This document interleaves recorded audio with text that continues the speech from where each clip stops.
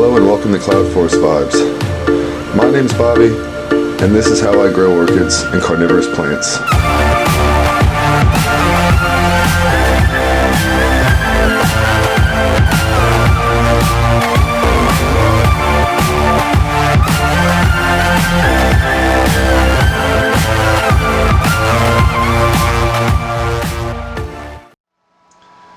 Hello and welcome to Cloud Forest Vibes. So I'm looking into my tank, and any of you guys who might follow my channel might notice that the tank has been rearranged a little bit, and it's actually looking kind of barren. There's usually a lot more down in the bottom area for sure. So I'm going to explain why here in just a moment. Let me get set up on my tripod and I will show you why we're missing some plants from this tank. So here are the plants that I've got pulled out of the orchidarium and that I'm going to get ready to move over into the tent for the winter. These plants, they grow really well in the tank. They love the humidity, but a lot of them do like to grow a bit cooler than I'm capable of growing in there. So what I'm going to do is I'm going to shift them over to the tent. The tent gets several degrees cooler than the tank does consistently throughout the winter, and I think that some of these plants are going to do much better. The Lepanthes Dodsonii we have down here, it has turned into a really nice plant. I mean, it is in fantastic shape, but it really is hesitant to bloom. It's got a few bloom spikes on it right now. We have one here that's actually pretty advanced for this plant because typically it likes to blast them about that point. So I'm going to move it over into the tent. It's going to get lower temperatures at night especially, and during the day they're pretty consistent with the tank temps, which it doesn't seem to mind, but at night it's going to get several degrees cooler. All of these plants are now going to get several degrees cooler. The Bulbophyllum tentaculiferum that I have here, it's actually classed as a cooler growing plant. It does really well for me. It is a nice little miniature, and I've had great success with it since I put it in the tank and since I started trying to grow it cooler. I think that I'm going to give it a shot over here in the tent for a while. If I notice any decline in performance at all, then I'm going to swap it back into the tank. But it is really hesitant to bloom as well. It put out 7 or 8 spikes this year, and every one of them blasted. It's got one growing right now I'm hoping might hang in there. So I'm going to go ahead and throw it in the cooler temps now and let it see what it'll do. Hopefully it'll be happy. Down here I have Masdevallia winlandiana, and typically this is actually a warmer growing Masdevallia species, but I'm going to give it a shot over in the tent, and I think I'm going to try to leave it there. I've got another division, a larger division of this plant that lives in the tank right now, and I'm going to let it do its thing in there. But this one I'm going to move over and I'm going to let it live with the Masdevallia floribunda and the Masdevallia garciae that live in there right now. What else? I have one more in there, don't I? Oh yeah, Masdevallia exquisita. So this will be the 4th Masdevallia that's going to get to go over there, and it's doing pretty well. It's mounted on live moss. It's got new growths pushing out all over the place and new roots forming. So I think while it's cool, I'm going to give it a shot to get over there and acclimate and hopefully do well and bloom for us, because it is a really beautiful Masdevallia. I love this plant. Panning up just a bit. Here I have 2 Restrepias. This is the Restrepia falkenbergii, and this is Restrepia contorta. These Restrepias are going to go live in the tent for the same reason. I want them to get cooler. This has never bloomed for me. It has established a really nice root system. The mount is really nice and established and mossy, and this thing has pushed out lots and lots of new growth. So I'm going to let it have its day in court over there with some cooler weather and some cooler temperatures, in the hopes that we can get some of these newer growths that are pushing out now to bloom, and perhaps some of these other ones that have grown. And finally, one more Lepanthes. This is my Lepanthes gargoyla. This is another really healthy plant. It does really well for me, except it's a cakey machine. I'm pretty convinced that it's a cakey machine because it lives in there and it doesn't get the drop in temperature at night that it wants, just like the Dodsonii. They both grow really well, but they are both very reluctant to bloom. I got this to bloom last year. It's gorgeous, and I want to see many more of those flowers. So it's going to go live in the tent for the winter and into the spring until it starts to get too warm before it comes back and lives in the tank for a while. So those are the plants. I will get them situated in the tent, and I will show you where they end up and some of the stuff that I've rearranged in there as far as the cooler, shadier guys, because that's where these are going to be living. So we are here in the tent. All my stuff is in these front two sections here and here, so we don't have to take everything out, but you get a nice look at the jungle like this. The Nepenthes plant has absolutely started to go bonkers again. It's getting cool. It likes it cooler. And yeah, the keikis and everything, they really are, I'm sorry, keikis, basal growths, basal shoots, or whatever you want to call them, basal growths, they are absolutely going nuts. They're getting very mature. So this thing is really, really taking off. I gotta figure something out. But that's not why we're here.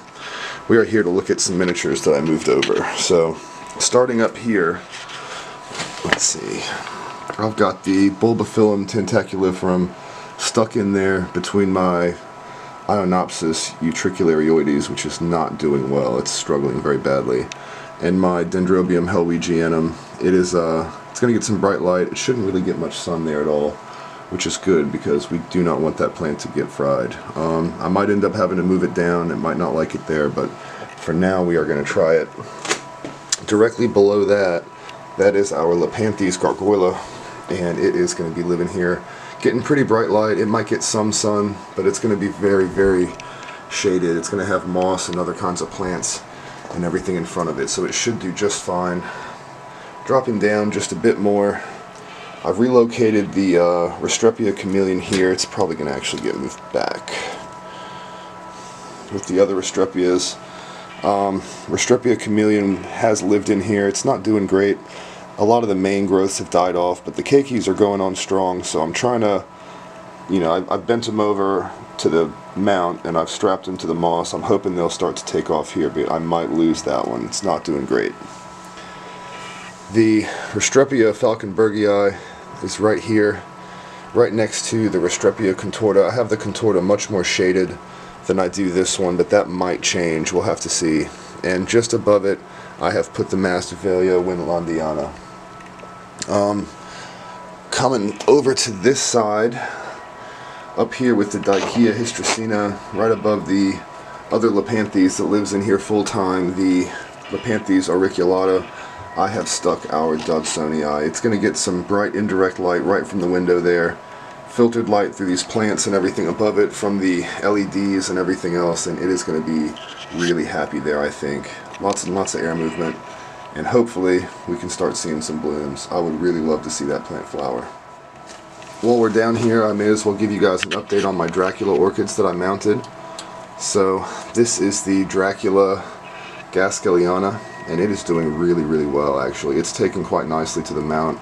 It's pushing up new growths all over the place. It's maturing its growths that it was pushing up, and it is actually doing quite well. I'm very excited to see that, because the Dracula barrowii did not do as great. One half of it died, one of the divisions.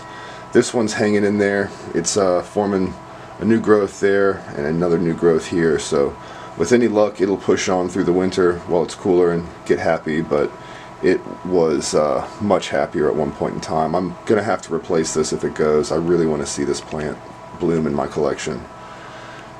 Back here I've got the Restrepia subote, and I don't know if you remember what that looked like when it came to me, but it's almost doubled in size already. It's pushed out tons and tons of growth. It is thrilled. It's happy in here, and it's going to stay in here. And next to it is my Masdevallia exquisita from Andes, and it's matured. It's 2 new growths that it was pushing up when I mounted it, and it's pushed out 3 or 4 more, so it is acclimating. It's doing well. And I'm very hopeful for this to be a really good season for that and see some blooms next year. The last one I've got in here, that's my Floribunda. Oh, I lied. That's my Floribunda there. It's a tried and true one. It's the only Masdevallia I've been able to grow successfully long term for a while now. And it hangs here in this basket. It hasn't moved. That's its happy place, and that's where it will stay. So, last but not least, I've got this. This is the Masdevallia Garciae division that we are growing in the tent, and it is doing really well. I staked it up because it was falling all over the place, And since I've done that, it's pushed on lots and lots of new growth, and it is healthy. I think it's starting to grow some roots in there, but new growth's pushing up all over the place, and I think we have successfully saved that plant. Still on the fence. It might end up going and living in the tank ultimately, but for now it's doing well in here, and I'd love to get Masdevallias grown in here more frequently and better. So this is where it lives. Oop. Anyhow, let me get out of here and I will close this video out. Thank you guys for joining. I do appreciate it. That is why my tank is so thin now, but that's good for two reasons. We can get more plants in here now. I do have a problem, I'm sorry guys. We can pack more miniatures in here now, which I have been planning on doing anyway, and we're going to get to test out and see if we can get some really hard to bloom plants to finally bloom and see their awesome flowers. So I hope you enjoyed it, guys. Thanks as always for joining me and tuning in. I do appreciate each and every one of you. We're getting up there in subscribers. It's kind of crazy to me. I'm almost at 300. Last time I checked, I was above 275, and that's just mind-blowing to me. It's so cool. Thank you guys so much. I will probably do a video giveaway or something like that once I get to about 500. That's going to be a big moment for me. So stay tuned, keep watching, and I will keep making these videos for you guys and sharing how I grow these plants and all the fun stuff that we do in this lovely orchid world, orchid community. So take care, be safe, and as always, happy growing.